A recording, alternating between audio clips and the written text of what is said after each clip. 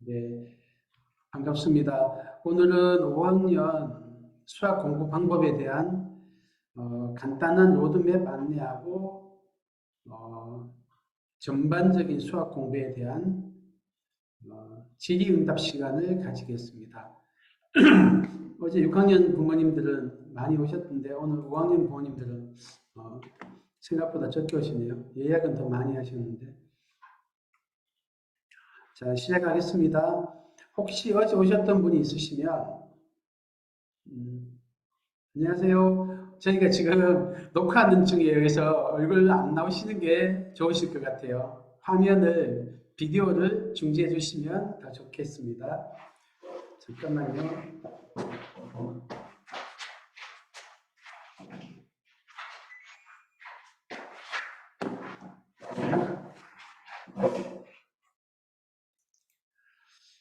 음, 혹시 어제 오셨던 분은 내용이 좀 겹치는 게 있으니까 양해 부탁드립니다. 수학 공부 방법에 대한 거를 먼저 좀 하겠습니다.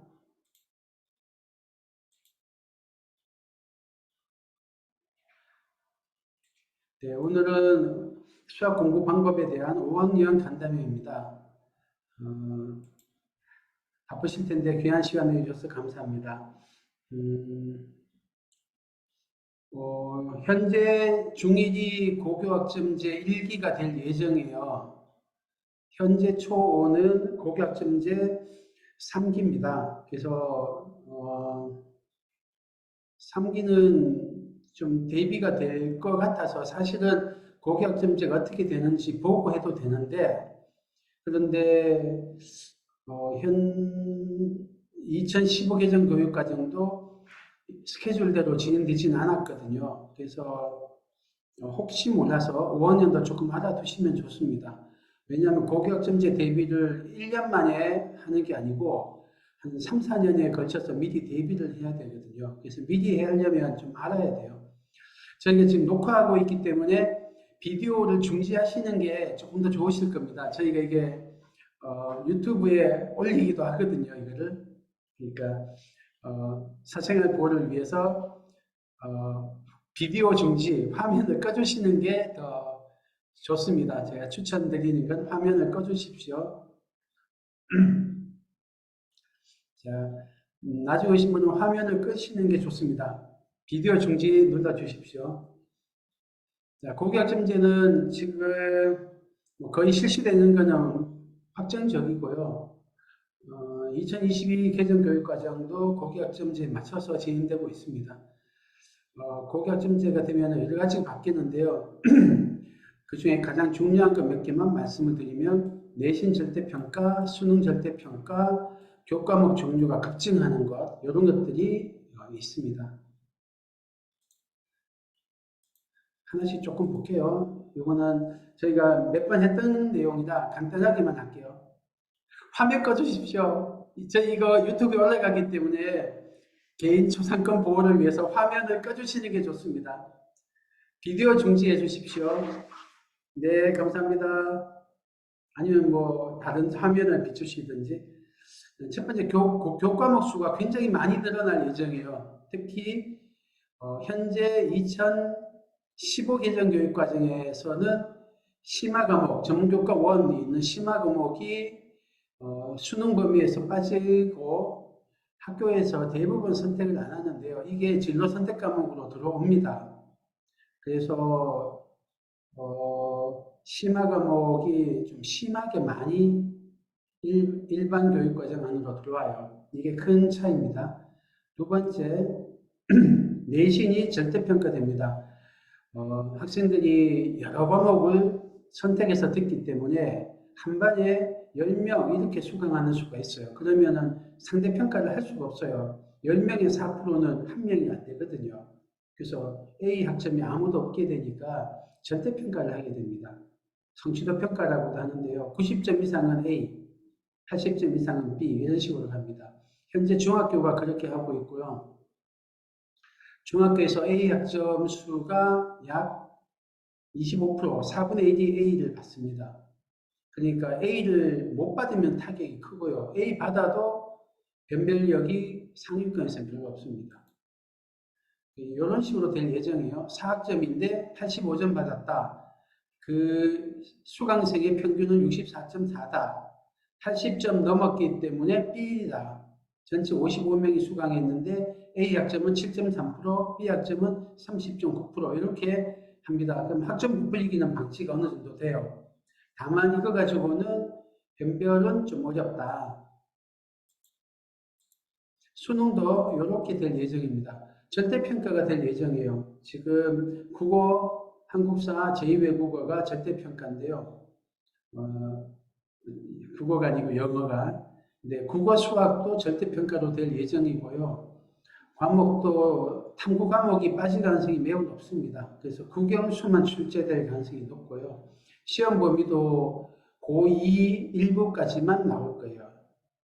고3 때 배우는 거나 고2의 진로 선택 과목에 들어가는 거는 시험 범위로 안 나올 겁니다. 그렇게 되면 어떤 일이 벌어지냐? 절대평가고 과목 수도 축소되고 시험 범위도 줄어드니까 수능의 영향력이 지금에 비할 바가 못되게 줄어들 거예요. 한 줄 세우기 기능이 없어지거든요. 그래서 미국 SAT처럼 뭐 1400점 이상이면 1400점이나 1600점 만점이나 뭐 거의 동급으로 취급하는 그런 정도 역할을 할 겁니다. 지금도 영어 90점하고 영어 100점은 똑같은 A거든요.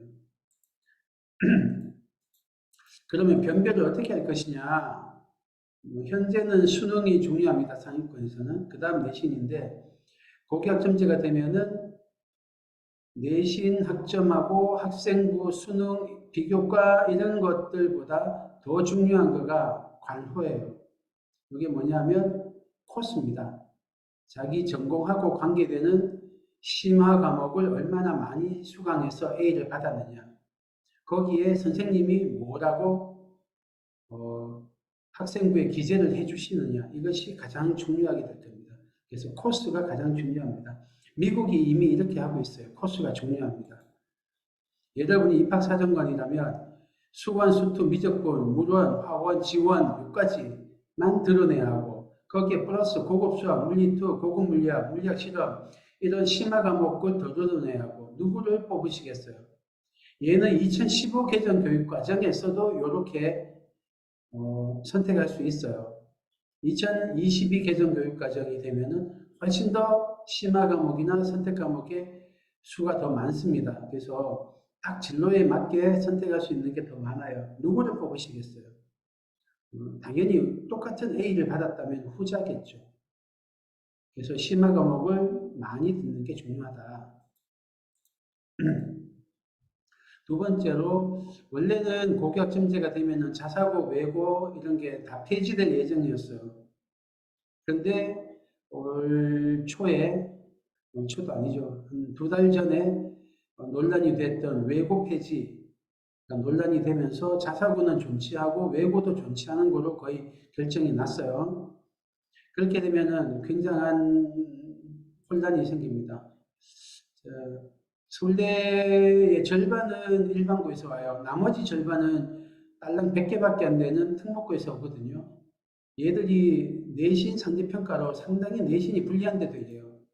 근데 내신이 전태평가로 바뀌고 심화 과목도 굉장히 다양하게 개설이 된다면 게다가 선생님이 이것저것 생기부를 잘 만들어 주신다면 상위권 대학에서 일반고 출신을 뽑을까요? 특목고 출신을 뽑을까요? 네, 그래서 자사고, 외고가 특목고가 압도적으로 유리합니다. 압도적으로 유리합니다. 어느 정도냐면 일반고는 거의 양빈학살 당하는 수준으로 될 거예요. 그냥 실력순으로만 뽑으면 일반고에서는 거의 못 뽑힙니다. 상위권 대학에. 다만 뭐 지역균형 전형이나 학교장 추천 뭐 이런 식으로 해서 쿼터를 줄 거예요. 일반고 쿼터를 줄 건데 지금이 일반고 50, 특목고 40 정도거든요. 그런데 고교학점제 하에서 자사고 외고가 살아남으면 아마 특목고 70, 일반고 30, 요 정도 되지 않을까 예상합니다. 그것도 쿼터 받아서 그래요. 자, 그래서 함의가 어떻게 되냐? 고교학점제가 된다고 하면 최상위권, 이과 최상위권은 수학과 적어도 3년 선행을 하셔야 된다. 그래야지 고등학교 들어가서 심화 과목을 수강할 여유가 생긴다. 첫 번째가 3년 선행은 필수다, 최상위권에서. 두 번째로 심화 과목을 수강할 수 있는 태도와 능력을 개발해야 돼요.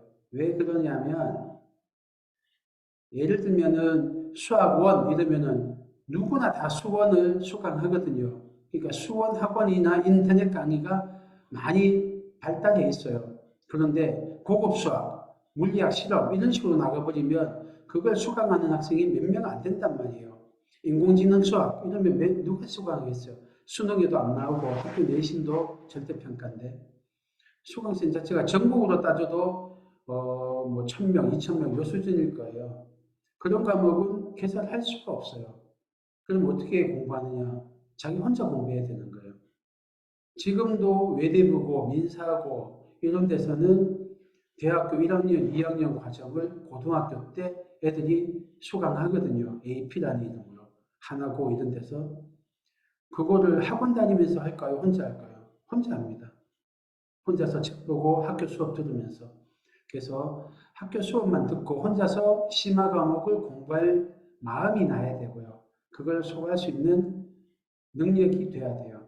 이거를 지금부터 길러주셔야 돼요. 그래서 3년 선행이란 태도와 능력을 개발하는 것은 1, 2년 만에 되는 게 아니기 때문에 지금 5학년도 대비를 하셔야 되는 거예요. 그리고 아까 말씀드린 대로 입시에서 가장 중요한 게 수능도 아니고 내신도 아니고 전공적 합성이 있는 심화 과목의 수강 정도라고 말씀드렸잖아요. 그래서 어, 코스를 얼마나 자기 전공에 맞게 깊이 파느냐가 중요하기 때문에 전공을 정해야 돼요. 그래서 고2 전에, 고1 때는 뭐 제일 좋게는 들어갈 때부터 전공을 정해서 들어가는 게 좋습니다. 그래서 지금도 학생부 종합 전형으로 가는 애들이 전공 적합성이 높은 애들하고 아닌 애들 사이에 내신이 1.02 정도 되는 아주 전교 1, 2등 하는 애랑 내신 1.4 얼마, 전교 한 10등 정도 하는 애랑 똑같이 서울대 지원했는데 1.4 얼마가 심화 과목도 많이 수강하고 전공 적합성이 높으면 합격합니다. 그 정도를 뒤집을 수 있어요. 그렇기 때문에 2022 개정교육과정 고교학점제가 실시되면 더더군다나 그 경향이 심화될 것이다. 그래서 진로 탐색도 미리미리 하셔야 됩니다. 이게 금방 되지 않아요, 진로를. 자, 그 다음 5학년 수학학습 로드맵 조금 말씀을 드릴게요. 5학년 되면은 문제계획 수학은 필수입니다. 문제계획 수학이 뭐냐면요. 낯설고 어려운 문제를 푸는 파워를 기르는 수학이에요. 문제 유형을 많이 알아서 어려운 문제 풀 수도 있거든요. 특히 내신 같은 거나 그 정도는 범위가 얼마 안 되니까 나올 수 있는 문제를 다 풀어봐서 심화 문제 이렇게 딸딸딸 풀어서 어려운 문제 풀 수 있는데 그런 거 말고 영재고 시험을 친다든지 수능 킬러 문제라든지 뭐 고급 수학을 수강할 때 어려운 문제라든지 이런 거가 나올 때 처음 보는 문제예요. 배운 적이 없어요. 그런데도 풀어내는 그 힘, 그거를 문제기억이라고 합니다. 이거를 지금부터 길러줘야 돼요. 5학년부터는. 물론 뭐 또 어릴 때부터 기르면 좋은데 또 5학년 때는 필수입니다. 그전에는 선택이라 할 수 있지만. 왜냐하면요, 이게 능력이기 때문에 지식하고 달라서 두 배로 많이 공부한다고 두 배로 빨리 문제 기억력이 길러지지 않아요. 문제 기억력이 길러지는 절대적인 시간이 필요하거든요. 그게 저희가 해보면 한 3년 걸리는 것 같아요. 못해도 3년. 사고력이 받쳐주고 이해력이 받쳐주고 엉덩이 습관이 엉덩이 힘이 길러져 있는 상태에서도 한 3년은 걸리는 것 같아요. 그래서 고3 들어갈 때 수능 킬러 못 풀던 애는 고3 끝나도 못 풀고 재수해도 못 풀어요. 삼수하면 겨우 풀더라고요. 그래서 미리 지금부터 길러야 됩니다. 문제 결력을 기르는 방법은 몰입하는 방법을 추천합니다. 이건 뭐 긴 이야기라 한번 따로 학부모님 설명회를 할게요. 그 다음에 문제 결력 수학의 난이도는 자기한테 조금 만만하고 도전할 만한 재미가 나는 것부터 점점 어려운 거로 몰입도를 올려가는 방식으로 하는 게 좋습니다. 처음부터 너무 어려운 거 해버려도 안 좋고 너무 쉬운 거 해도 안 좋고 그래요. 교재는 두 가지가 있습니다. 창의적 문제 결력 전문 교재가 있고요. 요런 애들입니다. 창의적 문제 결력. 다음에 요거 교과 문제 결력이에요. 두 가지가 조금 달라요. 교과 문제 결력은 어디서 본 듯한 문제, 그리고 교과서에 있는 배경 지식이 많이 쓰이는 그런 문제들입니다. 창의적 문제 결력은 처음 보는 문제, 그리고 배경 지식이 별로 안 쓰이는 문제, 그런 문제들이에요. 학생들은 창의적 문제 결력을 더 재밌어 합니다. 실제로도 아이들이 모범 답안하고 다른 풀이를 많이 해요. 많이 해요. 그래서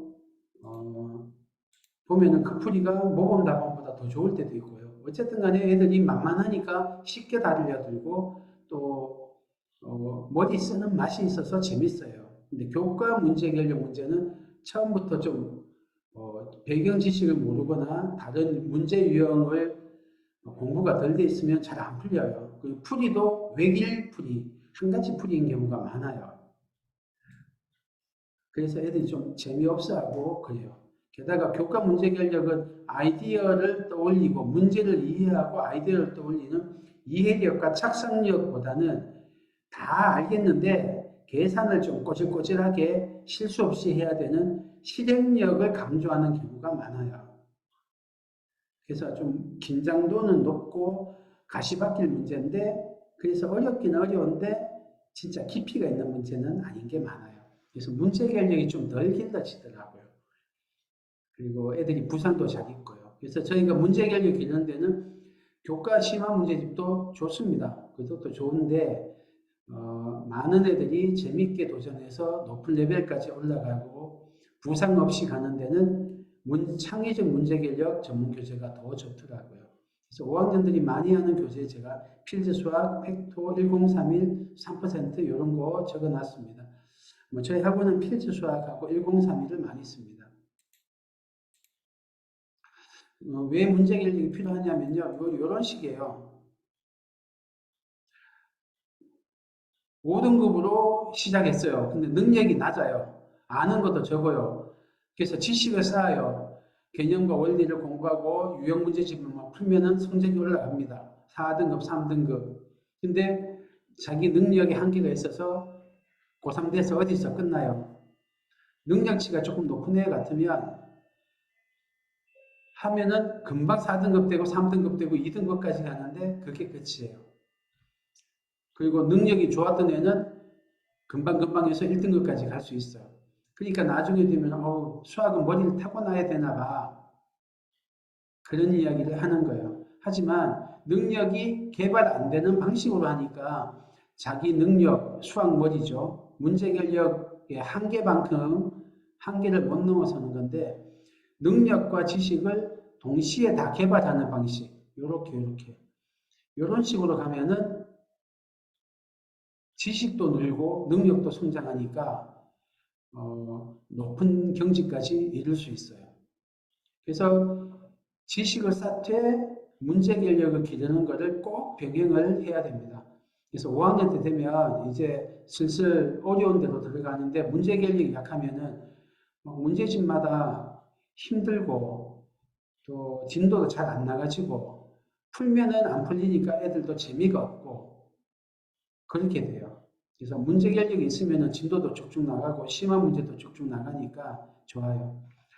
자, 문제 결력은 필수다. 이 로드맵에서 꼭 명심하셔야 될 거 한 가지고요. 두 번째, 선행학습하고 심화학습, 교과학습을 어떻게 하느냐.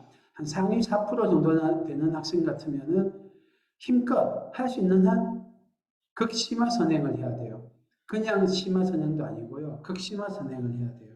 초등과정 같으면은 초등 1, 2, 3학년 과정까지는 굳이 최상위 수학 안 필요한 것 같아요. 근데 4학년부터는 뭐 요 레벨, 4% 안에 드는 애들, 1등급 애들 레벨에서는 최상위 수학 정도를 병행하셔도 좋습니다. 근데 급하면 좀 생략해도 돼요. 왜냐하면 중학교 때 하니까.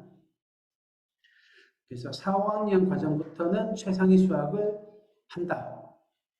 그리고 중학교 과정은 A급 수학이나 블랙라벨까지 한다. 이렇게 생각하시면 되세요. 고등 가면은 블랙라벨이나 실력 증서까지 한다.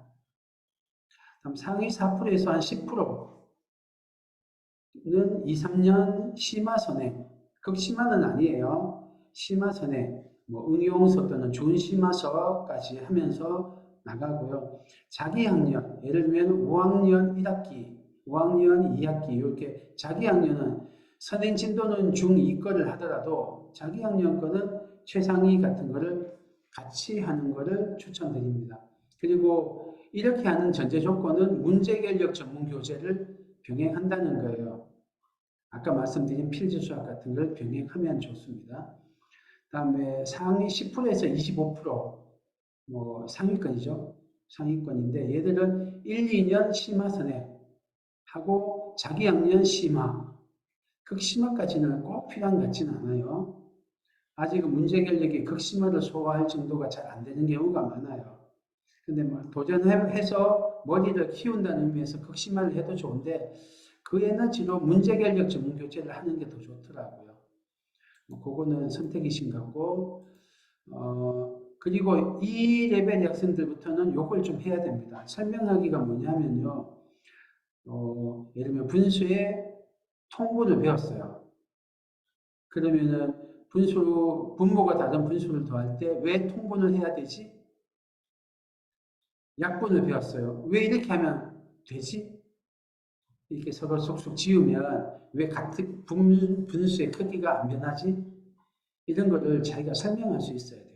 개념과 원리를 설명할 수 있어야 되고 문제를 어떻게 풀었는지 모든 문제를 그렇게 할 수는 없지만 큰 문제는 설명을 할 수 있어야 돼요. 중요한 문제. 예를 들면은 틀렸던 문제라든지 선생님이 강조하는 문제 그런 거는 어떻게 풀었다 설명할 수 있을 정도는 할 수 있어야 돼요. 특히 개념과 원리를 설명하게 시키는 거는 꼭 해야 됩니다. 이 단계 애들이 어느 정도 머리는 있고 눈치코치가 있으니까 잘 이해 못해도 그냥 유형을 암기해서 어슴푸레한 방식으로 답을 낼 수는 있어요. 그래서 동그라미 되면 넘어가 버리는 거예요. 그렇게 하면 안 돼요. 선생님들도 요령만 가져서 분수에 나누시면 뒤집어서 곱하면 돼 해서 답을 내고 끝 할 수가 있어요. 근데 그렇게 하면은 그 습관이 중학교 과정, 고등학교 과정까지 이어지면은 나중에는 수학을 잘하기가 어려워요. 그래서 설명하기를 요 레벨의 학생들한테 꼭 시켜야 돼요. 그리고 상위 25% 미만 밑으로의 학생은 5학년 때는 굳이 선행 안 해도 되는 것 같아요. 한다면 그냥 한 학기 선행 정도 예습이죠. 예습 개념으로만 하고 자기 학년 심화하고 문제결력 그리고 설명하기를 꼭 병행하는 게 좋습니다. 이 단계에서 너무 선행학습 많이 하면은 학생들이 힘이 딸려요. 힘이 딸려서 그 선행한 거를 못 받아들이기가 쉽고요. 그리고 자기 학년 심화를 하면서 완전 학습을 해내면은 마음의 평안이 있고요. 그 완전 학습을 바탕으로 조금 높은 레벨의 문제를 도전해서 성공할 수가 있어요. 근데 그렇게 하지 않고 좀 선행을 많이 나가면 이 학생들이 자기 힘으로 뭔가를 해내지 않고 자꾸 수박 거달기로 외우게 되는 경우가 많아요. 그리고 문제 결력이 약하다 보니까 심화 문제도 주로 오답 노트 하면서 외워버리는 거예요. 아니면 그냥 한번 풀고 넘어가서 까먹든지. 그렇게 해서 머리 문제 결력이나 사고력은 개발 안 되고 개념이나 원리도 좀 허전하게 된 상태에서 한 100% 단단해야 될 게 90% 강도로만 쌓이는 거예요. 1층, 2층, 3층 쌓다 보면 90% 강도가 결국은 건물이 높아지면 무너지거든요. 그래서 상위 25%안 되는 학생은 5학년 때는 선행을 많이 안 하는 것을 권합니다. 뭐 경계선이 딱 25% 어떻게 알아요? 이게 6학년 때 하니까 6학년 어제 간담회에서 여쭤보시던데 요거 정확히는 뭐 아니에요. 그냥 제가 감으로 25%, 30% 이렇게 쓰는 거니까요. 뭐 판별하는 기준이 있다가 질의응답할 때 좀 자세히 설명드릴게요. 이렇게 하다가 6학년 때 가면은요, 뭐 상위 1등급 애들은 똑같고요. 선행을 조금 더 넓혀야 되는 것 같아요. 6학년 때부터는 선행을 조금 더 해도 됩니다. 애들이 머리가 굵어져서 선행을 조금 더 해라. 아까 10%까지 하던 애들이 15%까지도 2, 3년 선행은 해야 된다. 뭐 거기서 조금 더 이렇게 합니다. 그래도 뭐 여기도 3분의 2 정도, 다수는 재진도 해서 거기서 힘이 축적되면은 올라가야 돼요. 그 다음에 얘들이 이제 2년 뒤에 중학생이 되면 이거를 아셔야 됩니다. 중학생이 되면 어느 순간인가는 얘를 위해서는 내가 할 수 있는 게 없구나. 하나도 없구나. 기도밖에 할 게 없구나. 그걸 깨닫는 현타가 오는 시간을 마주하게 되십니다. 마주해야만 되고요. 그때가 오고 나면은 믿음과 존경밖에 없어요. 아이에 대한 믿음과 부모에 대한 존경이 필요해집니다. 이거 외에 여러분이 애들한테 영향을 미칠 수 있는 게 없어요. 여자애들 중에 5학년 2학기 때 사춘기 오는 애들 있거든요. 그리고 6학년 때는 여학생들은 꽤 사춘기가 많이 와서 이게 중학교 2학기가 아니고 여학생들은 6학년 때 이런 어, 어, 다른 부모님이 기도하시게 되는 타이밍이 옵니다. 그때 미리 마음의 준비를 하시고 일찍 놓아주시는 게 좋습니다. 그리고 이제 일일이 간섭하던 시기를 넘어서서 믿어주는 거, 그거 하나로 이 학생이 잘 되도록 하는 그런 관계를 지금부터 쌓으셔야 돼요. 어렵죠? 지금부터 하셔야 돼요. 이때까지 10여 년 동안 해왔던 관계를 잘 돌아보시고 이제 1년, 2년밖에 안 남았어요. 기도밖에 못하는 시기가. 그 전에 지렛대를 많이 만들어 놓으십시오. 중학생 되면은 뭐 이 정도를 하시는 게 좋습니다. 좋은데 뭐 애가 해야 말이죠. 여러분 손을 벗어납니다. 중학교 올라가면. 자, 그 다음에 1대1의 법칙은 알아두십시오. 중학교 때 공부하는 걸 잘 안 하니까 학원을 많이 의지하십니다. 부모님이 할 수 있는 게 없으니까. 그래서 학원을 보내시고 학원에 갔을 때는 공부하겠지. 또 학원 숙제하는 동안은 공부하겠지. 이렇게 생각하시는데 꼭 그렇지가 않아요. 그래서 혼자 공부하는 시간을 꼭 만드는 방식으로 학원을 보내셔야 됩니다. 특히 수학은요. 적어도 혼자 공부하는 시간이 학원 다니는 시간만큼이나 그 이상은 돼야 돼요. 적어도 학원 시간만큼은 혼자 공부하는 시간을 확보해야 됩니다. 중학생 될 때 이야기니까 그때 가서 생각하시면 되는데 다만 우리 아이가 중학교 때 이렇게 혼자 공부할 수 있을까? 지금 생각해 보시고 5학년 정도면은 앞으로 1년에서 2년 뒤가 예측이 가능하거든요. 혼자 공부할 수 있을지 없을지. 만약 안 된다는 결론이 나오시면은 지금이 마지막 찬스입니다. 지금이라도 나중에 혼자 공부하는 시간을 만들 수 있도록 부모 자식 관계를 재조정하셔야 됩니다. 제가 간곡하게 말씀드립니다. 여러분이 지금까지 해왔던 대로 하면은 안 되는 타이밍이 저기서 오고 있습니다. 사춘기라는 타이밍이. 다음 진로별로 로드맵이요. 영재고 과학고 준비하는 학생들은 뭐 오늘 설명해 오신 분이 계실까요? 잘하면 있겠네요. 6학년은 없었는데 5학년 안에 있으시겠다. 5학년 때 뭐 고등과정 해야 됩니다. 고등과정 하고요. KMO가 뭐 필수라고 저는 봅니다. 너무 늦게 하면 KMO를 건너뛸 수도 있는데 영재고 가는데 KMO가 필수는 아닌데 5학년 이 시기에 고등과정 정도 하는 애들은 KMO가 필수다. 다른 거 할 게 없다.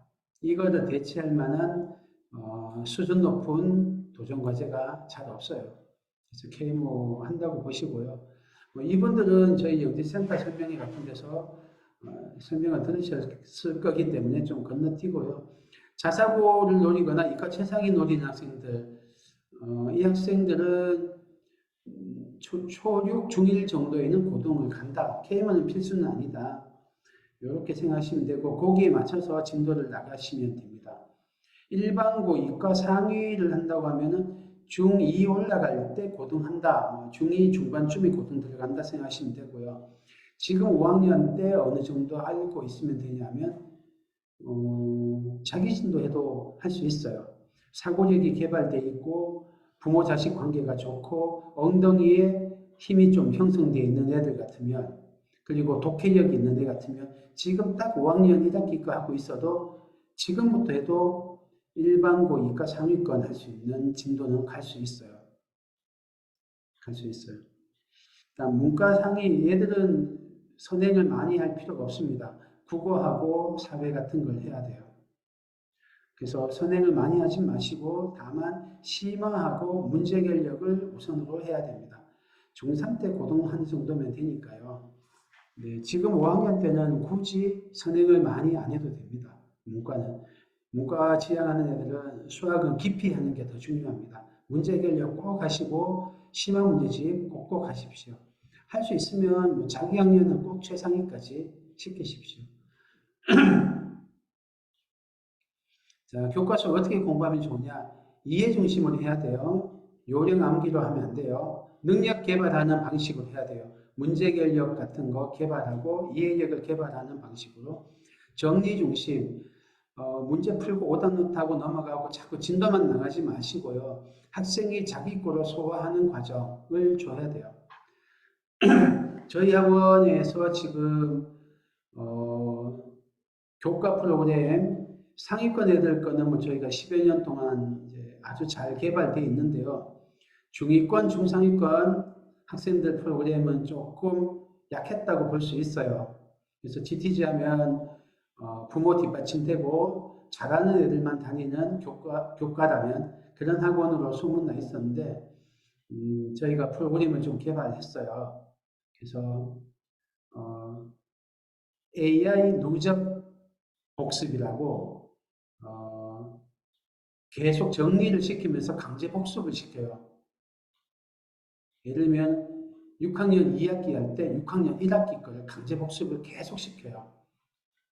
그래서 까먹을만 하면 또 복습시키고 그래서 머리에서 다 정리될 때까지 시키는 그런 프로그램을 개발했습니다. 곧 적용하게 될 거고요. 한번 저희가 설명회 한번 하면서 소개해 드리겠습니다. 자, 그 다음에 수학을 어떻게 공부하면 좋냐? 제가 띄엄띄엄 몇 번 나눠서 말씀드렸는데 왜 이해 중심, 능력 중심, 정리 중심으로 공부해야 되냐? 수학이라고 하니까 사회하고 좀 다릅니다. 사회과학은 개념이 많고 응용이 적어요. 그래서 대동법을 알면 풀고 모르면 못 풀고 암만 머리가 좋아도 대동법을 모르는데 대동법 관련된 문제를 풀 수가 없어요. 근데 수학은요 개념이 몇 개 없어요. 근데 개념이 되게 깊어서 이해하기도 어렵고요. 개념을 안다고 해서 문제도 잘 못 풀어요. 그래서 강한 문제 결력이 필요합니다. 이런 과목별 특성이 있어요. 그래서 수학은 응용을 많이 해야 되니까 문제 결력이 필요하고요. 개념을 제대로 이해하려면 Y를 많이 해야 돼요. 그리고 사회나 과학은 일타 강사가 쫙 정리해주고 배경 설명해주는 게 꼭 필요합니다. 그런 분이 정리 잘해주면 성적이 완전 수직 상승하고 최상위까지 올라갈 수 있어요. 어떻게 보면은 강사의 도움 없이 최상위 되는 게 오히려 어렵다고 할 정도예요. 그런데요, 국영수는 좀 다릅니다. 암만 일타 강사가 강의를 잘해줘도 본인이 문제 결력을 기르지 않으면 수학을 잘 못해요. 언어 사고력이나 독해력을 안 그러면 영어하고 국어를 못해요. 그래서 혼자 공부하는 시간, 능력을 개발하고 개념을 깊이 이해하는 혼자 공부하는 시간이 반드시 절대적으로 필요합니다. 아까 1대1의 법칙 말씀드렸죠. 학원 시간하고 혼자 공부하는 시간을 적어도 1대1은 해야 된다. 혼자 공부하는 시간이 학원 시간보다 더 많으면 더 좋다. 그래서 수학은 이런 특징이 있습니다. 자, 그 다음에 초등 때 잘하다가 중고등 때 점점 미끄러지는 경우 왜 그러냐? 첫 번째는 이해 중심, 능력 중심, 정리 중심을 안 하고 그냥 딸딸딸 양치기의 유형 암기 방식으로 공부할 때 갈수록 하락합니다. 외우지 않은 문제가 중고등학교 올라갈수록 많아지거든요. 다 외울 수가 없거든요. 암만 열심히 해도. 그런 단계가 오는데 능력이 없고 개념도 잘 이해 안 돼 있고 그 많은 양을 체계적으로 정리가 안 돼 있으니까 나중에는 암기가 안 통해서 성적이 떨어져요. 두 번째는 강제노동에 동원돼서 그래요. 학생들이 학원, 숙제 이런 거에 강제로 본인 의사가 아닌데 되다가 어릴 때는 힘이 약하니까 부모의 압력에 굴복해서 마지못해 억눌려 있다가 머리가 굵어지면은 튕겨나가는 거죠. 그래서 저항하거나 아니면은 소극적으로 사보타지를 해요. 앉아있는데 성적이 안 나와요. 10시간을 앉아있는데 성적이 잘 안 나와. 뭐 자기가 의도적으로 그렇게 하는 경우도 있고요. 의도적이지 않고 살아남으려고 그냥 강제로 시키니까 겉으로 보이는 이 당근과 채찍에만 적응한 거죠. 풀면은 혼 안 나고 안 풀면은 혼나니까 그냥 되거나 말거나 막 풀어 아무 답이나 막 써버려요. 그런 식으로 적응이 돼요. 전심전력을 다 하지 않는 거죠. 그러니까 어느 이상 못 올라가요. 많이 하는데 성적이 2등급에서 끝나요. 세 번째가 독해력 부족인 경우, 언어 사고력 부족인 경우가 또 성적이 떨어져요.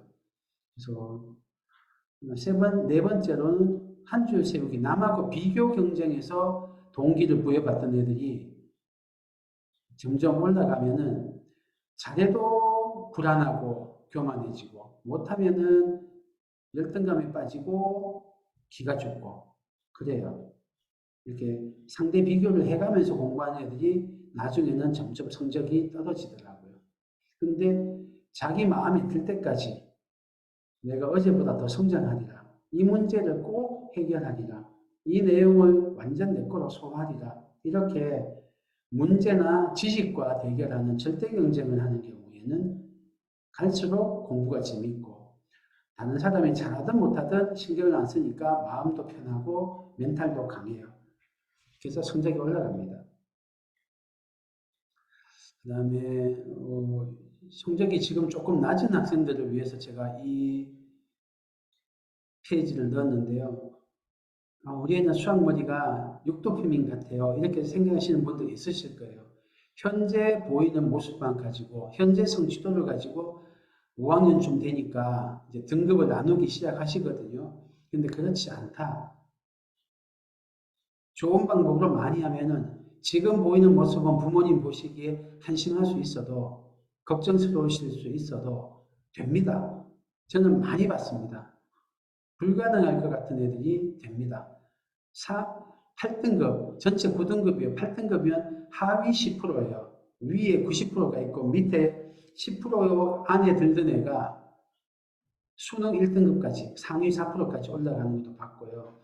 제가 가르친 애가 재수에서 5등급이었어요. 중간, 4.5등급이 중간이거든요. 중간 밑이 한 상위로 치면 60%, 65%쯤 하던 애가 걔가 수능 1등급, 삼수하면서 수능 1등급 하는 걸 제가 가르쳐서도 했습니다. 공부 방법을 바꾸고 많이 하면 됩니다. 한 6년, 7년 남았잖아요, 얘들은. 그 사이면은 없던 머리도 만들어집니다. 몰입해서, 진짜 몰입해서 공부하면 두뇌가 좋아져요. 두뇌의 무게가 늘어납니다. 뇌 뉴런이 많아져서. 이거는 여러 실험 결과가 있습니다. 그래서 재능으로 애를 미리 낙인 찍지 마시라. 네가 어느 정도야 하면은 애가 그 이상 성장을 못합니다. 부모님이 믿어주시는 만큼 성장하니까요. 좋은 방법으로 많이 하면 돼요. 지금 부족할 수는 있어요. 힘이. 근육 같아서 머리도 쓰면 늘어. 지금 안 풀리더라도, 지금 못하더라도 실망하지 말고 우리가 할 수 있는 대로 몰입해서 한 문제를 풀어보자. 이 내용을 학습해서 내 거로 만들어 보자. 그게 쌓이면서 머리가 좋아집니다. 그래서 레벨이 올라갑니다. 아까 전에 상위 30%, 상위 10%, 상위 4% 이렇게 나눠서 했잖아요. 그게 고정적이지 않아요. 변합니다. 애들이 올라갑니다. 레벨이. 자, 그 다음에 공부시키기 위해서 하위권, 뭐 중위권까지, 중상위권까지도 똑같이 쓸 건데 많이 하는 게 잔소리거나 얼르거나 달래거나 혼내거나 이런 거를 많이 하시거든요. 근데 이거를 하시는 게 뭐냐면 우리 애가 지금 공부를 열심히 안 하는 거는 공부할 동기가 약해서 그렇다. 공부할 마음이 없어서 그렇다. 뭘 몰라서 그렇다. 이렇게 생각하시기가 쉬워요. 그래서 잔소리하고 뭐라고 혼내고 뭐 설득도 하고 애원도 하고 네가 이렇게 살면 나중에 이렇게 된단다 하면서 어, 그리고 비전도 동원하고 하시는데 그런데 동기를 높이려고 하는 이런 노력들은 잘 안 통해요. 시어머니가 여러분한테 진짜 옳은 말씀을 해요. 근데 여러분이 그걸 따라하고 싶던가요? 안 되죠. 얘야, 애는 이렇게 해야 되고, 살림은 이렇게 해야 되고, 해봐요. 따라하고 싶으신가? 아니잖아요. 애들도 그렇다니까요. 몰라서 안 하는 게 아니에요. 그래서 동기가 원인이 아닌 경우가 너무너무 많습니다. 애들인데 공부 잘하고 싶지 않겠어요? 그런데 안 되는 이유가 있는 거예요. 공부를 많이 못하게 하는 이유가. 이 대표적인 사례예요. 사우스 샌프란시스코 병원의 투약 실수율이 0.3%예요. 너무 높은 거예요. 약을 잘못 먹으면 죽으니까 0.3%도 너무 높아요. 이걸 낮추려고 엄한 걸 다 했어요. 뭘 몰라서 그런가 해서 정신교육도 하고요. 실수하면 징계도 때리고요. 잘하는 사람한테 상도 주고요. 여러 가지를 했는데 다 안 통해요. 이게 동기를 높이는 전략들이었거든요. 그런데 이 사람들이 실수하는 걸 잘 분석했다가 요 조끼 하나를 입혔어요. 딱 하나 조끼를 입혔는데 투약 실수율이 절반으로 줄어든 거예요. 이 조끼가 뭐냐면 미국에서는 간호사들이 조제를 하거든요. 병원 안에서는. 그런데 조제하고 있을 때 지나가던 환자가 의사가 누가 스태프가 뭐라고 말하는 거예요. 그거 대응하다가 실수하는 거예요. 그런 빈도가 높은 걸 보고 Do not disturb를 조끼를 입힌 거예요. 처방 중이니까 조제 중이니까 말 걸지 마세요 한 거예요. 그러니까 확 줄어든 거예요. 그러니까 동기가 원인이 아니었던 거예요.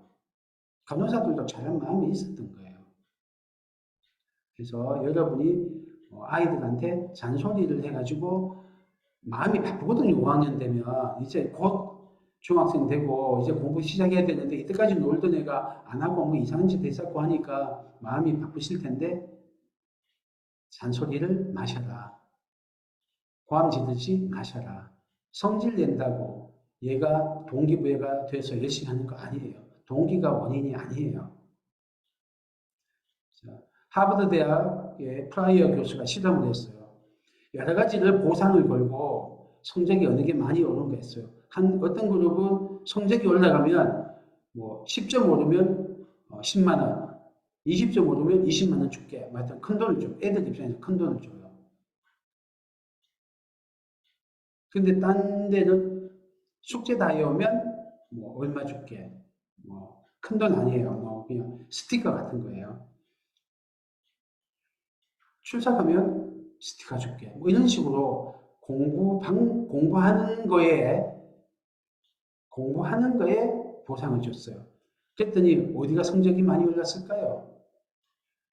동기를 높이려고 결과의 인센티브를 바꿔놓은 데는 별로 안 올랐어요. 오히려 숙제, 독서, 출석 같은 공부 방법에 보상을 건 게 훨씬 효과가 높은 거예요. 그러니까 애들이 공부할 마음이 없어가지고 공부를 안 한다. 성적이 안 올라간다 생각하고 돈을 걸었는데 동기를 높이려고 성적이 안 오른 거예요. 애들은 할 마음이 있었죠. 그리고 돈을 거니까 더 하고 싶었죠. 그런데 공부 잘할 방법을 몰라서 못한 거예요. 그래서 공부하는 법을 가르쳐 준 거예요.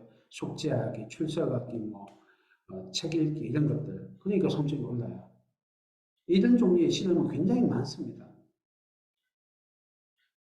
그래서 여러분이 우리 자녀가 공부하게 만들고 싶으면 쉬운 것부터, 잘할 수 있는 것부터, 재밌는 것부터 쉽게 해야 돼요. 요 그래프가 이제 포그 행동 모형이라는 데서 나온 건데, 하여튼 쉬운 거, 잘할 수 있는 거, 재밌는 것부터 하면은 동기가 낮아도 실행을 하고 실행하면서 선순환이 일어난다는 거예요. 그래서 습관이 된다는 거예요. 그럼 부모나 교사는 뭘 해서 애들이 공부하게 만들 거냐 하면은 이 축하를 해주는 게 중요해요. 우리가 바라는 어떤 행동이 있잖아요. 숙제하기, 뭐 정리정돈하기 이런 거를 공부에 도움이 되는 어떤 거든 조금이라도 그 비슷한 걸 하면은 축하를 해주는 거예요. 자기가 계획을 세워서 약속을 뭐 한 번이라도 지켰어요. 애들이 계획표 짜서 잘 못 지키잖아요. 근데 한 번이라도 지켰어. 그럼 오 성공했어. 근데 두 번째 실패했어. 계획을 안 지켰어. 계획표가 어딘지도 모르고 까먹고 막 놀아버렸어요. 그래도 거기에 대해서 잔소리하지 마시고 성공했던 그때 축하를 해주시는 거예요. 이렇게 축하를 해주면 굉장한 효과가 있어요. 타이니 헤빗이라는 책이거든요. 포그란 사람이 쓴 책을 보고 제가 참 감명을 받았는데 자기가 어떤 습관을 들이기로 한 거예요. 운동하는 습관. 아주 사소한 거. 화장실 갔다 와서 푸시업 2개 하기를 정했어요. 그거 할 때마다 하이파이브를 하는 거예요. 오, 성공! 야, 해냈네. 역시 나야. 뭐 이런 식으로. 요것만 했는데도 점점 습관이 형성이 쉽게 되고 2개 하다가 3개, 4개 푸시업 개수가 늘어나는 거예요. 이 축하가 습관 형성하고 긍정적인 방향으로 노력하게 만드는데 아주 중요한 역할을 해요. 왜냐하면 감정이 우리를 움직이거든요. 그래서 나중에 예를 들면 100점 받으면 휴대폰 사줄게. 굉장히 큰 거죠. 90점 넘어가면 게임하게 해줄게. 이런 나중에 보상 말고 눈에 보이는 어떤 행동을 했을 때 그때 바로 축하를 해주시는 거예요. 보상을 걸 필요도 없어요. 이게 바로 관심과 인정, 축하, 이런 거거든요. 그거를 해주시는 게 여러분이 지금 자녀한테 지렛대를 만드는 길이고, 사춘기가 코앞에 올랑말랑하는 애들한테 감정의 잔고 통장에 예금을 두둑하게 쌓아놓는 길입니다. 이 두둑한 예금이 사춘기를 잘 보내게 만들어줍니다. 사춘기에 여러분이 자녀에게 영향을 미칠 수 있게 만들어줍니다. 그래서 축하는 진짜 배워야 할 기술이고요. 그래요. 그 다음에 뒤통수 치기, 고래 반응, 이게 뭐냐면요. 여러분 잘 생각해 보시면 우리 아이가 잘했을 때 칭찬하고 인정하고 축하해 주는 것보다 가만히 있다가 뭔가 마음에 안 드는 걸 했어요. 숙제하라 근데 숙제 안 했어. 막 뭐라고. 어지지 말라 근데 어질렀어. 막 뭐라고 그러고. 잘할 때는 이야기 안 하다가 못하면은 막 혼내는 거예요. 여러분은 오는 걸 많이 하세요. 오는 걸 많이 하세요. 애들 입장에서는 잘할 때는 아무 말도 안 하다가 한 번 잘못하면은 혼내고 말이야. 이게 뒤통수 치기예요. 고래 반응이 뭐냐면요. 이 두 용어는 이제 칭찬인 고래도 춤추게 한다는 옛날에 굉장히 히트 쳤던 책에 있는 내용인데요. 범고래가 공중에 점프도 하고 막 그러잖아요. 그걸 어떻게 훈련시켰을까요? 몸무게 5톤, 7톤씩 되는 애를. 이빨도 엄청 사나운데, 뾰족뾰족한데, 사람 정도는 가볍게 죽일 수 있는데, 때려서, 혼내서, 채찍질해서, 아니에요. 고래가 줄만 지나가도 쓰다듬어주고, 인정해주고, 먹이를 주는 거예요. 그러다 줄을 조금씩 올린대요. 나중에는 줄이 물 밖으로 나와 있어도 고래가 그걸 뛰어넘는 거예요. 더 나중에는 줄이 없어도 이제 신호만 주면 뛰어넘는 거예요. 그걸 이끌어내는 게 바로 원하는 행동을 할 때마다 뭔가 인정해주고 축하해주는 거예요. 여러분이 하셔야 되는 거는 우리 애는 번골이다. 내가 잔소리로 어떻게 할 수 있는 애가 아니다. 이거를 진짜 명심하시고 혀를 깨물으셔야 돼요. 그래서 자녀가 원하는 행동하는 순간 그 순간에 조금이라도 있으면 칭찬을 해줘야 돼요. 우리 인간이요, 뒤통수 치기가 쉬워요. 잘못된 게 눈에 먼저 보인다니까요. 그게 인간이에요. 그래서 애 잘못한 거 보면 고쳐주고 싶잖아요. 몇 번 이야기했기 때문에 똑같이 잘못하고 있으니까 성질 나잖아요. 게임하지 말라고, 유튜브 보지 말라고, 숙제 미리 해놓으라고, 정리정돈 하라고 했는데 안 하니까 그게 보이거든요. 몸이 피곤하면 더 그렇거든요. 성질 나거든요. 그런데 진짜 우리 애가 잘했을 때 내가 뭘 했나 한번 보십시오. 했는지 아닌지도 모르는 경우도 많으실 거예요. 그래서 긴 여행에는 많은 망고가 필요합니다. 네. 그래서 자, 부모가 지적하지 않으면 아이가 잘못을 고치지 않을 것이라고 생각하는데 모든 아이는 자존심도 있고 발전하고 싶어하는 마음이 있어요. 그래서 놔두면은 성장합니다. 잘하고 싶어요. 옳은 행동이 좋은 거 알아요. 하면 뿌듯해서 해요. 그래서 여러분이 그쪽 방향으로 갈 때마다 축하를 해주셔야 돼요. 나무는요, 햇빛 비추는 쪽으로 자라거든요. 그래서 여러분이 햇빛을 비추셔야 돼요. 어떤 쪽으로 자라게 하고 싶으면. 자, 최상위권 만드시려면 부모님은 이런 것들이 보통 공통점이에요. 교육 자체에 대해서 일단 열의가 있으세요. 애를 들들 볶는다는 뜻이 아니고 교육을 위해서 관심을 가지고 이런 학부모 설명 오신 거 여러분이 열이 있으신 거예요. 최상위권 부모님이 되실 좋은 행동을 하신 거예요. 가능성이 아주 높습니다. 이런 열의가 있고요. 두 번째가 국어가 가장 중요하다는 것을 아시는 분들이에요. 세 번째는 본인이 꾸준히 뭔가를 열심히 하는 분이에요. 이게 어렵거든요. 애들도 이거 저절로 배워요. 그래서 사춘기가 되고 나면은 여러분이 직접 조정할 수 있는 게 거의 없기 때문에 그냥 여러분의 삶을 사세요. 여러분이 자기를 성장시키시고 뭔가 도전을 해서 노력을 하세요. 꾸준히 열심히 하는 그 모습을 보고 애들도 따라합니다. 그렇게 영향을 미쳐야 돼요. 잔소리가 아니고 당근과 채찍이 아니고 여러분의 뒷모습을 보고 여러분의 향기를 맡으면서 애들이 따라하게 만드시면 돼요. 그리고 아이를 잘 알고 깊이 공감해요. 학부모님들이요 이렇게 이야기하세요. 최상위권 부모님 제가 감동적이었던 분이 6학년 애였어요. 공부 선행학습 한 학기 했나? 그러고 왔어요. 동생은 4학년 올라갈 때요. 그래서 6학년 올라가고 4학년 올라가는 애들이 왔어요. 판교에서 오셨어요. 멀리죠. 둘 다 남자인데 제가 가르쳐 보니까 상당히 잘하는 거예요. 머리가 있어요. 국어가 아주 잘 돼 있어요. 생활 태도나 엉덩이가 너무 좋더라고요. 그래서 자기 컨트롤이 돼요. 애들이 20대 같아요. 4학년, 6학년이. 아주 잘 자란 20대 같아요. 그래서 공부를 쭉 땡기니까 머리가 이제 있고 엉덩이가 돼 있으니까 이해력이 있고 국어가 되니까 쭉쭉 따라오는 거예요. 그래서 형도 동생은 제가 이제 영재고 쪽으로 이끌었어요. 그래서 걔 나중에 경기 영재고 갔어요. 서울 영재고 갔다. 서울 영재고 갔어요. 형은 6학년 때 와서 진도를 땡겨도 너무 늦은 거예요. 너무 늦어서 그래도 한번 욕심이 나서 잘하면 되겠더라고요. 그래서 KMO가 영재고 한번 해보시면 어때요? 하니까 한번 해보죠 하면서 공부하시다가 갑자기 잠깐 쉬시겠다는 거예요. 왜요? 하니까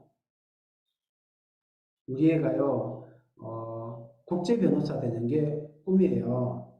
국제 변호사가 돼서 환경 문제에 뭔가 역할을 하려고 해요. 근데 지금 우리 애가 현재 공부할 때 수학과 좋아는 하고 그렇긴 한데 지금 문과 쪽 과목 논 디베이트 이런 거였거든요. 그런 거에 지금은 집중한 시기라고 애가 이야기해요. 근데 제가 들어보니까 그런 것 같아요. 그래서 딱 애 하자는 대로 해요. 그러니까 애를 잘 알고 있으시다고 학생의 특성을 설명하는데 보통 부모님이 모르시는 거를 아시더라고요. 부모도 애를 잘 모르시거든요. 보고 싶은 것만 보시는데 애의 섬세한 면을 다 아시더라고요. 아주 세밀한 면을. 우리 같은 전문가가 알 수 있는 거를 부모님이 아시더라고요.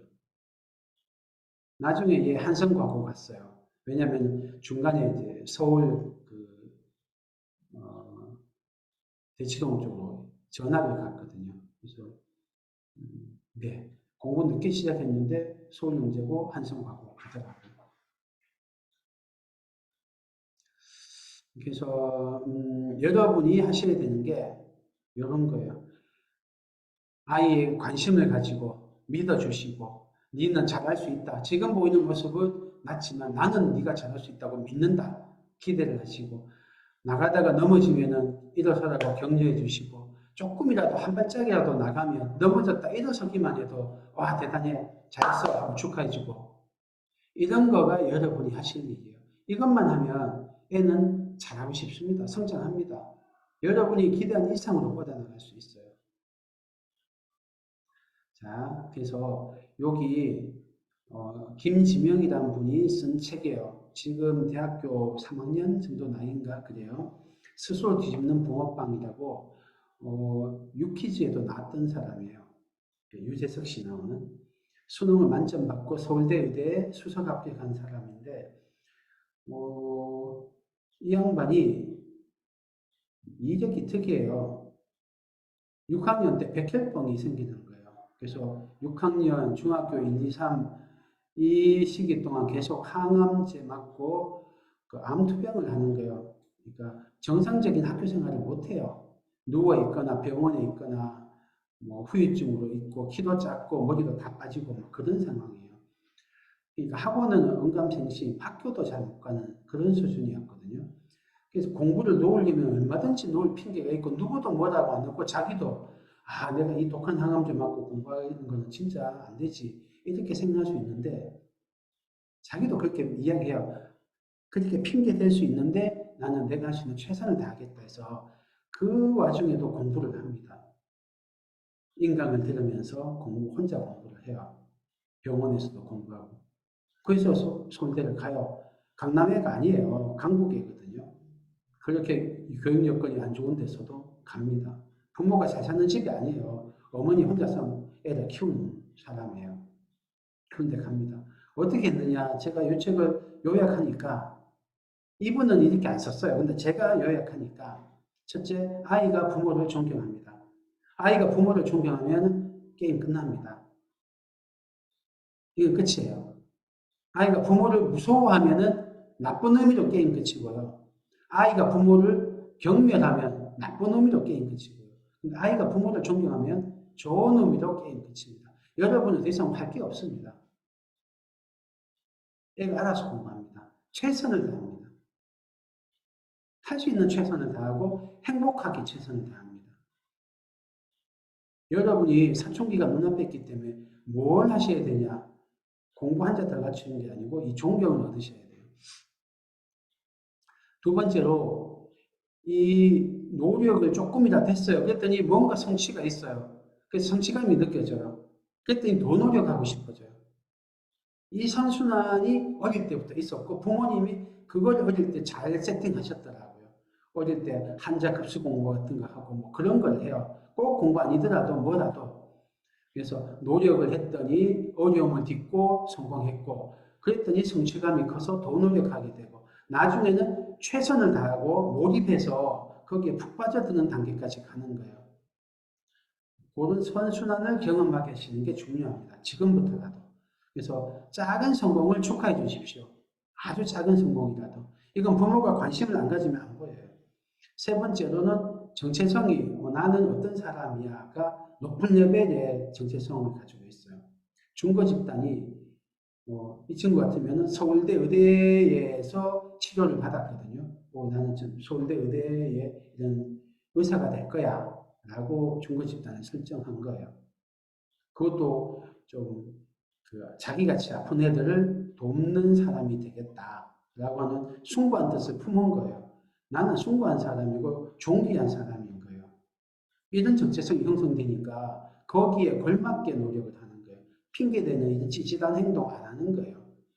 지금 부모가 뭐라고 감시하고 뭐라고 잔소리하고 혼내고 하면은 그걸 하는 신용 내고 아니면은 지 하고 싶은 대로 하고 얼마나 정체성의 수준이 낮아요. 그죠? 여러분이 이렇게 감시가 있으면은 하고 없으면은 지 마음대로 하는 이런 정체성을 만들어 주시고 있으시면 한번 돌아보십시오. 어떠신가? 이야기 좀 달라지네. 네. 자, 여기까지 하고요. 요게 간담회인데 설명회처럼 돼버렸네요. 자, 그 다음에요. 더워서 에어컨 좀 켤게요. 자, 질의응답 시간입니다. 질의응답 시간이고요. 질의응답이 중요합니다. 여러분이 음성으로 하셔도 되고 채팅으로 하셔도 돼요. 채팅 치시거나 생각 준비하시는 동안에 사전 질문 주신 분 있으세요? 그 질문에 대해서 답을 좀 드릴게요. 보통 수준 또는 그 이하 학생의 경우에 선행학습을 왜 어느 정도 해야 하는가요? 보통 수준이 어느 정도인지 모르겠는데 아까 제가 말씀드린 대로 5학년 기준으로 저는 한 상위 35%, 3분의 1 정도 근처 이상이면 선행학습을 조금 하셔라 이거요. 그 밑이면은 하지 않거나 한 학기 정도만 선행하셔라. 예습 정도만. 오히려 자기 학년 완전 학습을 추구하시고 그리고 심화 문제집 풀고 문제 결력에 힘을 쏟으셔라. 이 말씀을 드리고 싶어요. 영어, 국어는 모르겠어요. 수학은 그렇습니다. 그래서 그 정도 하고요. 요건 아까 제가 조금 말씀드린 대로 그렇습니다. 그리고 상위 한 20%? 요 정도 되면은 제가 1, 2년 선행하라고 말씀드리는데 1, 2년 선행을 왜 해야 하나요? 선행학습을 안 하면요. 아까 말씀드린 대로 입시적으로 불리하고요. 상위권은 3년 선행 필수라고 했잖아요. 고교학점제에서는. 입시적으로 불리하고요. 더 큰 이유는 자기 힘이 남아 도는데 자기 힘에 시시한 걸 하고 있으면 애들이 꾀가 나요. 공부 대충 하면 되는 거네. 그렇게 돼요. 뭔가 성취를 해도 그닥 성취감이 없어요.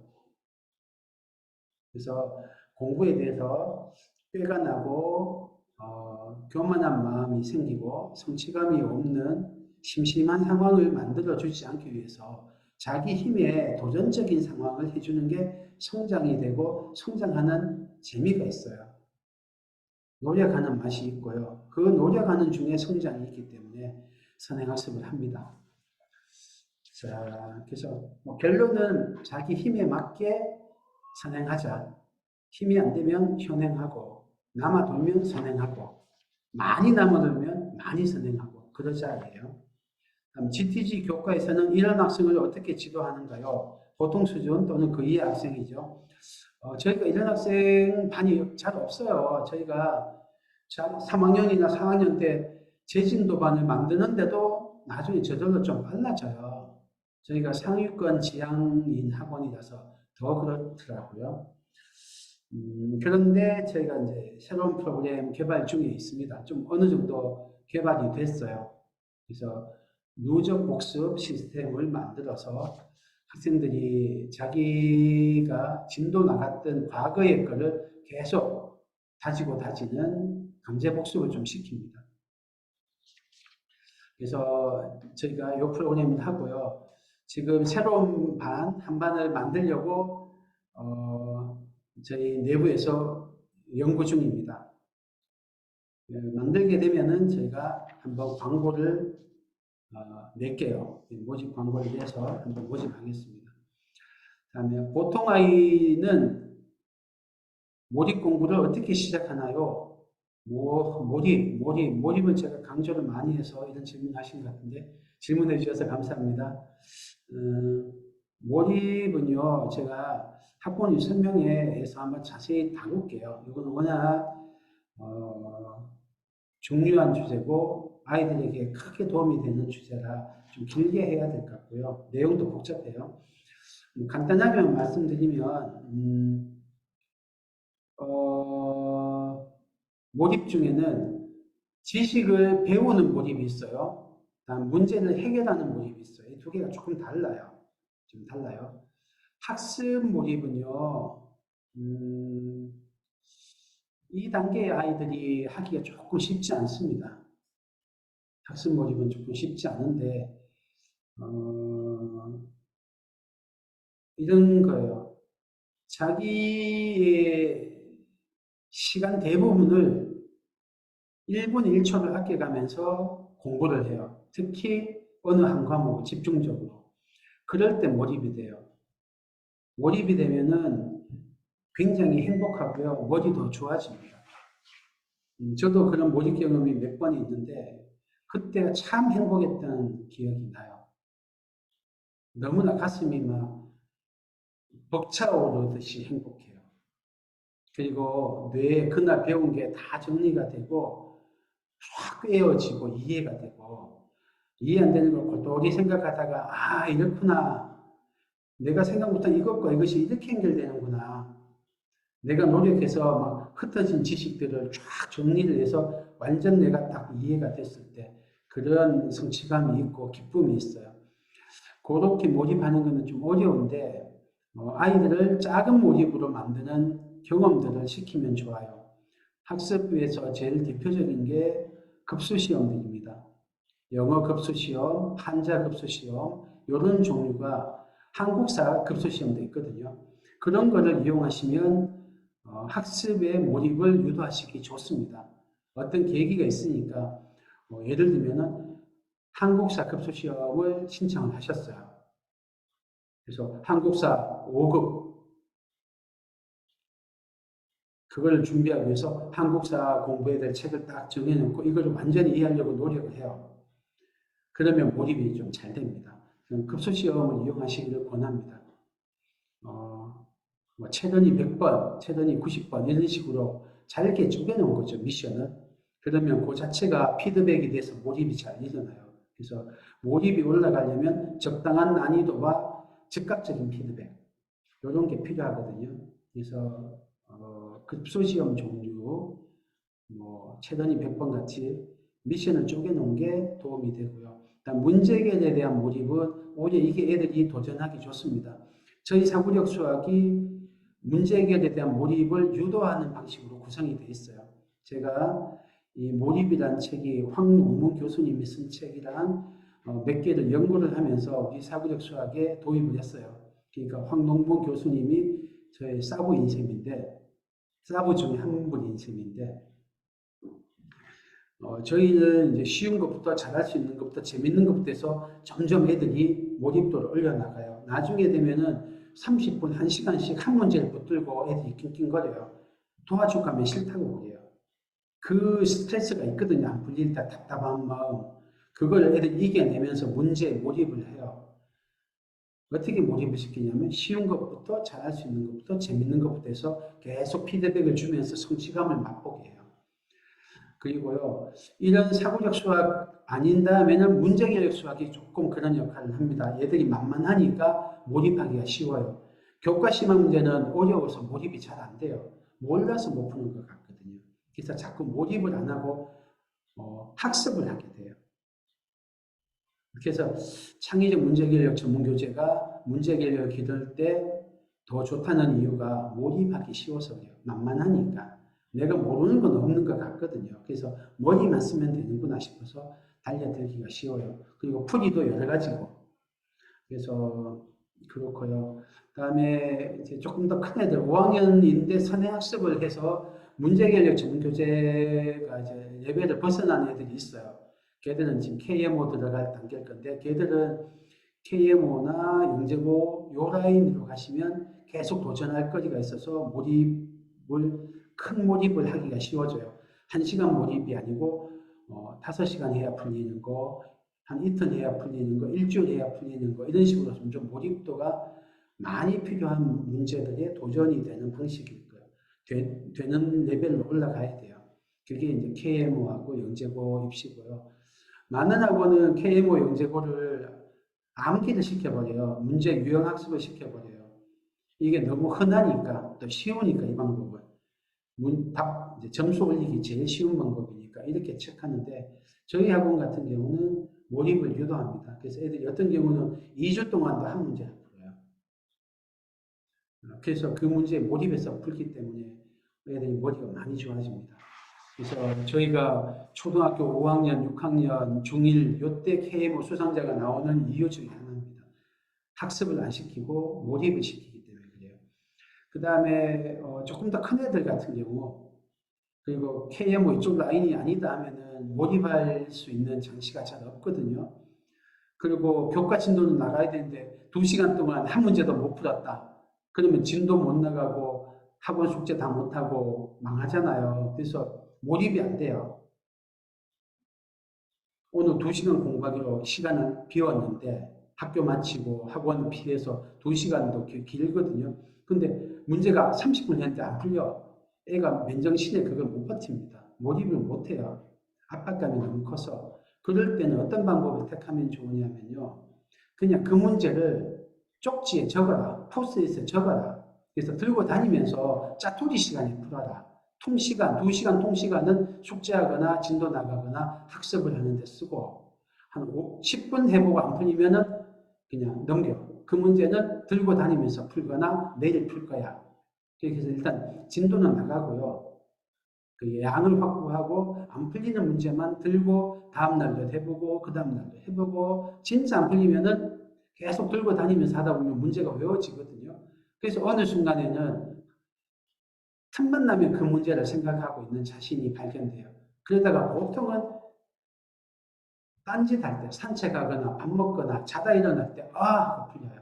저는 그 경험 많거든요. 지하철 기다리다가 팍 풀려요. 계속 생각하고 있었거든요. 그래서 애들이 이런 경험하면은 몰입하면 내가 못 풀 줄 알았는데 푸는구나를 나중에 경험을 해요. 어릴 때는 사고력에서 자연스럽게 몰입하도록 유도해 주는데 좀 커버리고 나면 사고력 같은 전문 프로그램이 없으니까 별 수 없이 이런 방식으로밖에 못해요. 이야기가 기네요. 안 해보신 분은 뭔 이야기인가 하실 텐데 하여튼 그렇습니다. 학습의 몰입, 문제 해결의 몰입, 그리고 쪽지에 들고 다니면서 하는 이제 꿀팁까지 말씀드렸어요. 자, 또 질문해 주십시오. 음성으로 하셔도 좋아요. 음성으로 하면 주고받으면서 바로바로 하니까 더 이렇게 궁금증 해소하시기 좋습니다.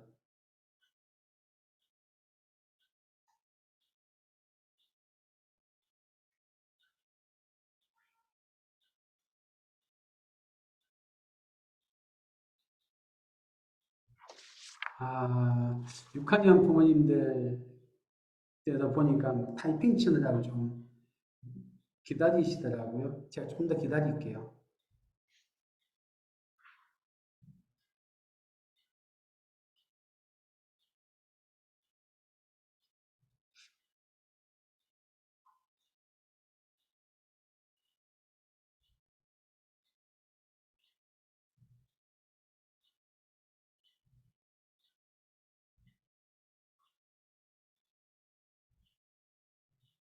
연산만 먼저 선행 나가도 되나요? 예, 괜찮습니다. 연산학습지 중에 초등 연산학습지는 제가 이 단계에서 비추천해요. 초등 연산학습지는 그냥 초등학교 3학년 1학기 과정까지만 하십시오. 그대로는 그냥 참고서 공부하면은 연산이 저절로 돼요. 단위 연산이 중요하지. 단위 연산, 한 자릿수 연산을 반복하잖아요. 세 자릿수 연산 같으면. 반복하는 거기 때문에 한 자릿수 연산만 연산학습지를 하고요. 안 하셔도 되는데 중학교 과정은 연산학습지들이 있어요. 그것만 먼저 하시는 것도 괜찮습니다. 어떤 단계의 학생들한테 제일 도움되냐면요. 상위 20%, 30%, 그 언저리까지는 굳이 할 필요 없는데요. 그거 밑으로 중위권, 중상위권 애들부터는 연산학습지만 먼저 하는 게 도움이 돼요. 왜 그러냐면요. 중학교 과정, 1학년 과정 예를 들면 음수, 양수 나오고 문자어식 나올 때 애들이 이해가 안 돼서 어렵다거나 문제가 어려서 어렵다거나 그런 것보다 그냥 숙달이 안 돼서 먼저 자빠져요. 그런데 연산학습지가 딱 여기만 숙달이 필요한 부분에만 초점을 맞춰서 숙달을 시켜줘요. 그러고 나면 자기 가진 에너지에 많은 게 연산에서 걸리적거려서 다른 거를 이해를 못하고 문제를 못 풀었는데 연산은 싹 빠지니까 에너지 100%를 이해하고 문제 푸는데 집중할 수 있더라고요. 그래서 연산학습지로 그냥 숙달을 먼저 시켜줘 버리는 것도 좋아요. 그래서 중등과정 나갈 때는 연산학습지만 먼저 쭉쭉 나가고 참고서가 개념서나 심화서가 뒤따라가는 것도 괜찮습니다. 저희 옛날에 중고등부 있을 때 그렇게 했어요. 저희 학원도.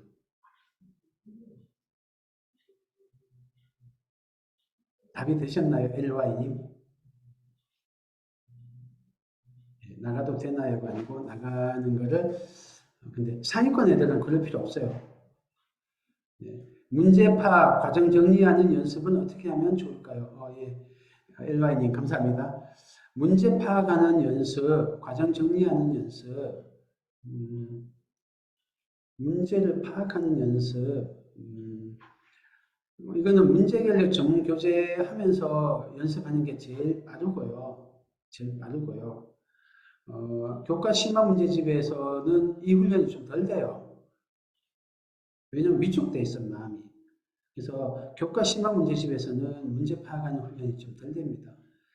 그 다음에 과정 정리하는 연습, 요거는 저희는 반반 노트 풀려요. 모든 과정을 풀이를 쓰라고 했더니 진도를 못 나가고 너무 고통스러운 거예요. 그래서 자빠져요. 애들이 수행해낼 수가 없더라고요. 그래가지고 풀이 과정은 그냥 개발, 세발 상관없으니까 책에 쓰지 말고 노트에만 써라. 그리고 틀리면 네가 개발, 세발 쓴 거기서 틀린 부분을 밑줄 그어서 그 옆에 오답 노트를 해라. 이렇게만 하니까 자기 풀이를 자기가 자꾸 보면서 자연스럽게 풀이 과정을 조금씩 알차게 쓰기 시작하더라고요.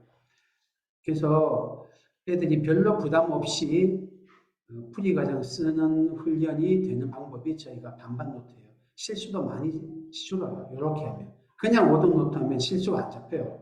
왜냐면 자기가 뭐 틀렸는지 모르고 그냥 새로 푸니까 자기 틀린 거를 자기가 몰라요. 그래서 어느 날은 맞다가 어느 날은 틀리다가 또 다음날 또 맞고 뭐 이렇게 왔다리 갔다리 해요. 그래서 반반 노트를 저는 권해드리고요. 문제 파악도 반반 노트 하다 보면 조금 도움 돼요. 근데 문제 파악은 저희가 구하는 것, 주어진 것을 쓰도록 시키거든요. 원래는 그런 거 하면 좋은데 다는 못하고요. 틀리면 틀린 문제는 낭독을 시켜요. 그리고 밑줄을 긋게요.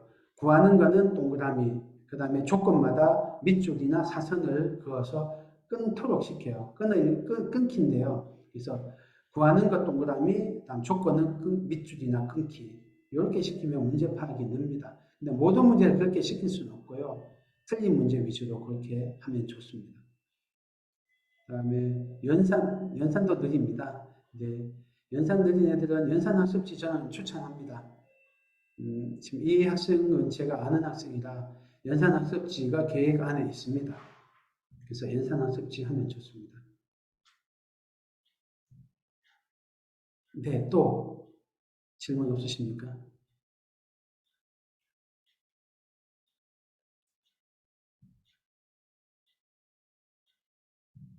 5학년 것 아니요. 연산학습지 중학교 거요. 중학교 거. 어, 초 3학년 1학기 과정 이후에 초등 과정은 연산학습지 저는 필요 없다고 생각해요. 근데 중학교 과정은 연산학습지가 필요한 단원들이 좀 있어요. 그래서 중학교, 고등학교 과정은 연산학습지가 쭉 선행하면서 개념서가 뒤따라가는 것도 좋습니다. 그 다음에 예, 주옥 같은 말씀이라니 예, 황송하고 또 예, 좋게 봐주셔서 감사합니다. 자존감이 떨어져서 집중이 어려운 아이는 어떻게 이끌어주면 좋을까요? 집중이 어려운 게 자존감 때문인지 아닌지는 모르겠어요. 아마 자신감일 수도 있고요. 그래요. 집중은 어, 나이하고도 관계가 있어요. 발달하고도 관계 있고요. 똑같은 나이, 똑같은 발달 단계의 학생인데도 재밌으면 더 집중이 돼요. 그래서 집중력은 몰입하고 관계가 있습니다. 몰입하고. 그래서 요거는 몰입을 한번 더 다루면서 할게요. 이야기가 좀 깁니다. 집중이 안 된다는 현상은 간단한데요. 원인이 여러 가지예요. 집중이 안 되는 원인의 배후에는 일단 그 고착 마인드셋, 고정형 사고방식을 가지고 있는 경우가 많아요. 그리고 공부에 맛을 못 느낀 경우가 많고요. 그리고 몰입 경험이 없었던 것도 많고요. 난이도 조절이 안 돼 있어서 난이도가 너무 높을 때도 있고요. 너무 낮을 때도 있고. 여러 가지입니다. 근데 요 해결책은 주로 몰입입니다. 몰입이기 때문에 요거는 좀 긴 이야기고 복잡한 이야기라 따로 한 번 더 해야 돼요. 근데 여러분이 집중이 안 된다는 그 현상만 보고 성급하게 생각 안 하시기를 바랍니다. 집중할 수 있어요. 어른들 중에 산만한 사람도 있고 아이들 중에 산만한 사람도 있는데 그 사람들도 사자한테 쫓기면 엄청나게 집중합니다. 집중할 수 있어요. 집중이 불가능한 건 아니에요. 김민님 감사합니다. 네, 심리검사 해보니 지능은 높은데 불안감이 높대요. 예, 맞습니다. 이 불안감이 아까 말씀드린 멘탈 이야기예요. 멘탈이 아까 마인드셋하고 관계가 있어요. 성장 마인드셋. 마인드셋 저희 설명회 때 몇 번 했었는데 한번 이 마인드셋도 한번 제가 다룰게요. 이거는 한 회분의 설명의 주제가 돼요. 한 회분이면 1시간 정도 분량이 돼요. 이거는 많습니다. 굉장히 실험 결과가 많습니다. 수학 공포증이라고 하는데요. 그게 있으면 집중을 못해요. 음, 네, 뭐 요거는 네, 그렇고요. 심리 검사해 보니까 지능은 높은데 수리 역량, 저도 지금 보니까 괜찮아요. 제가 수업했던 학생이라 아는데 잘할 수 있는 학생이에요. 잘할 수 있어요. 저는 잘할 수 있다가 확실히 저는 보여요. 또 사모님 이렇게까지 이 늦은 시간에 학부모 설명회까지 오시고 귀를 열고 경청하시니까 제가 드리는 게뭐 몇 가지는 안 되지만 작아도 그거를 10배, 100배로 더 키워서 활용하실 수 있으실 거예요. 네. 충분히 잘할 수 있습니다. 네, 감사합니다. 감사합니다 하시니까 제가 감사해요. 네, 또 다른 질문 없으신가요? 이름 써주시니까 제가 보고받았던 것들이 있어서 또 이렇게 자세하게 말씀드리기 좋네요. 다른 질문 좀 없으신가요? 질문하시는 게 다른 분한테 도움이 되세요. 비슷비슷한 거를 고민하시기 때문에 도움이 되십니다. 저도 이 설명회를 간담회를 개최한 이유가 너무 제 이야기만 하다 보니까 어, 여러분이 어떤 생각하시고 어떤 어려움이 있는지 궁금해서 했어요. 그래서 질문해 주시면 저도 돕는 겁니다. 아이고, 막 나가시네. 이제 없으신가 보다. 자, 이제 막 나가시고 그런 거 봐서는 없으신 것 같아요. 그러면 여기서 마쳐도 될까요? 마칠까요? 네. 네, 마치겠습니다. 감사합니다. 자, 안녕히 가세요.